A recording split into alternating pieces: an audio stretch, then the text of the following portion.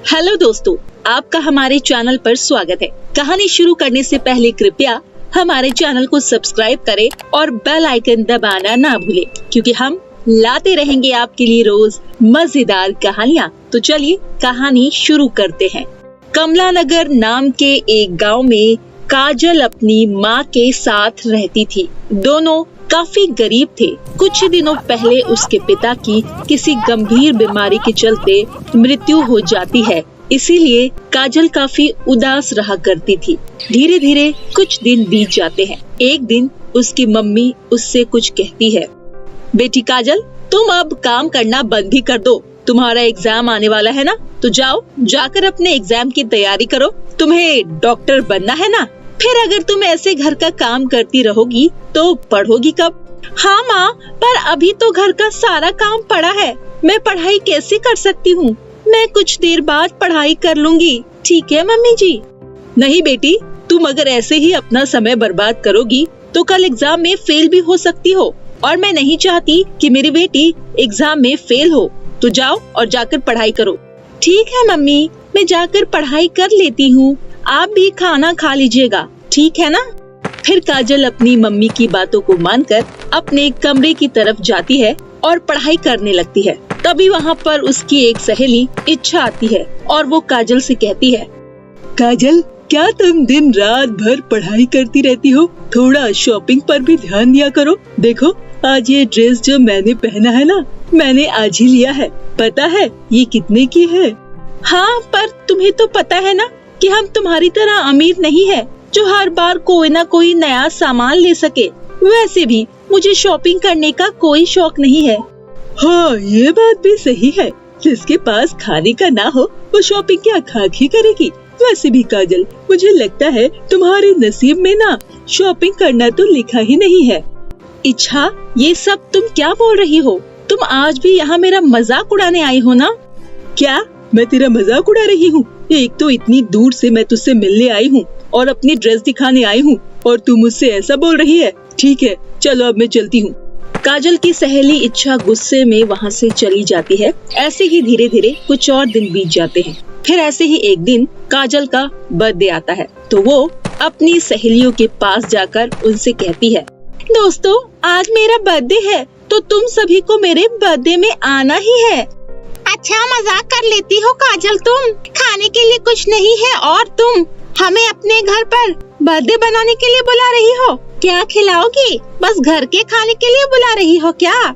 अपनी सहेलियों की बातें सुनकर काजल को बहुत बुरा लगता है और वो उदास होकर वहाँ से घर की तरफ वापस आ जाती है। और घर आकर वो अपनी मम्मी से कहती है, मम्मी, आज मेरा जन्मदिन है, क्या आप मेरा जन्मदिन नहीं बनाओगी? और आज आप मेरे लिए कोई ड्रेस भी लेकर नहीं आई हो। बेटी काजल, तुम्हें तो घर की हालत के बारे में पता है ना? बताओ, मैं तुम्हारे लिए केक और कपड़े कहाँ से लेकर आऊँ? क्योंकि काम ना चलने की वजह से मेरे पास आजकल पैसे नहीं आते हैं। पर तुम चिंता मत करो बेटी, मैं बहुत ही जल्दी तुम्हारे लिए केक और नए कपड़े लेकर आऊंगी। ठीक है मम्मी, कोई बात नहीं, चलिए मैं जंगल से होकर आती हूँ। इतना कहकर काजल उदास होकर जंगल की तरफ जाती है और कुछ ही देर में वो जंगल में पहुंच जाती है और वहां जाकर वो रोने लगती है। हे भगवान, आपने हमें इतना गरीब क्यों बनाया? इसीलिए ना, क्योंकि हम हमेशा बस दुखी रहे। ऐसा क्यों भगवान, बताइए। आज मेरा जन्मदिन है और हमारे पास इतने पैसे भी नहीं है जिससे मैं एक केक ले पाऊँ और अपना जन्मदिन बना सकूं। अब आप ही मेरी मदद करिए। काजल रो ही रही थी कि तभी वहाँ पर परीलोक की रानी सोनम नाम की एक परी प्रकट होती है और वो काजल से कहती है, बेटी काजल, शांत हो जाओ, इतना मत रो। क्या हुआ है बताओ मुझे, शायद मैं तुम्हारी कुछ कोई मदद कर सकूं। दरअसल मेरा नाम काजल है और मैं पास ही के गांव में हूँ। मैं बहुत गरीब हूँ। वो क्या है ना, आज मेरा जन्मदिन है और हमारे पास इतने पैसे नहीं है जिससे कि मैं अपने जन्मदिन पर एक अच्छी सी ड्रेस ले पाऊँ और एक केक लेकर अपना जन्मदिन बना सकूं। अब आप ही मेरी मदद करिए। ओ, ऐसा है क्या?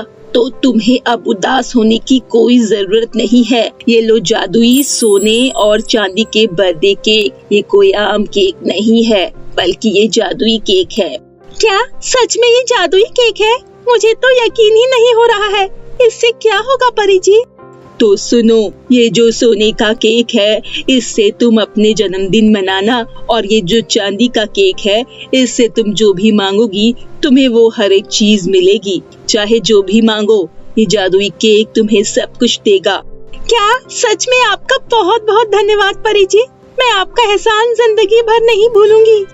फिर काजल परी का धन्यवाद करके अपने घर वापस आ जाती है और जादुई केक से एक केक मांगती है। उसके बाद वो अपना जन्मदिन बनाती है और उसे जो भी चाहिए होता है वो उस चांदी के जादुई केक से मांग लेती है। फिर वो अपनी मम्मी के साथ खुशी खुशी रहने लगती है। तो मेरे प्यारे दोस्तों, कैसी लगी आपको हमारी ये कहानी? हमें नीचे कमेंट करके जरूर बताएं और इसे अपने दोस्तों के साथ भी शेयर करें। और अगर आपने अभी तक हमारे चैनल को सब्सक्राइब नहीं किया तो जल्दी से नीचे लाल कलर का बटन दबाकर सब्सक्राइब करें और बेल आइकन दबाना ना भूलें, ताकि आप ऐसे ही नई मजेदार कहानियाँ देख सके। तो दोस्तों, तब तक के लिए आप अपना ध्यान रखिए। धन्यवाद।